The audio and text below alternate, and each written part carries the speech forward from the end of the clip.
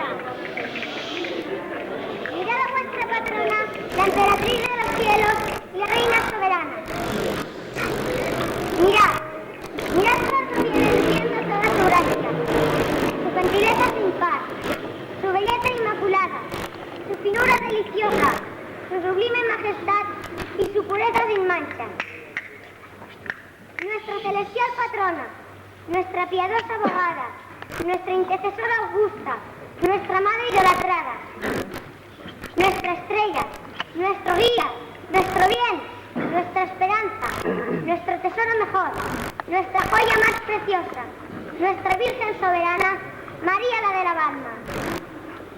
Miradla, noble Zorita, miradla, Villa Perfclara, mira esa imagen bendita, mira esa imagen sagrada, esa imagen que es tu bien, esa imagen que es tu guarda, esa imagen que es tu dicha, esa imagen que es tu palma.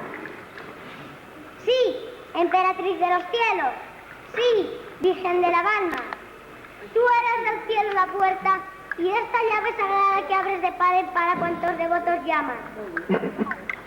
De Jericó linda rosa, de Cádiz excelsa palma, del Líbano airoso cedro y del Carmelo flor sagrada.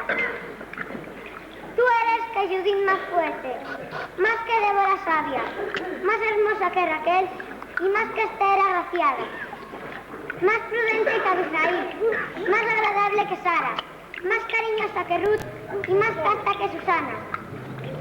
Todo eso eres, madre mía, todo eso, Virgen de la Balma. Por eso hoy cabe tu imagen milagrosa y venerada ante toda tu Zorita que te adora y te idolatra. En ferviente centinela, tu trovadora entusiasta, al son de su humilde lira, su inmortal grandeza ensalza. Zorita, Villa Perfclara, tú albergas en tu seno a esa imagen adorada. Mira cuán sonriente se presenta y cuán ufana, señal que acepta gustosa, complaciente y entusiasta las dulces pruebas de amor con que quieren obsequiarla. ¡Viva la Virgen de la Balma!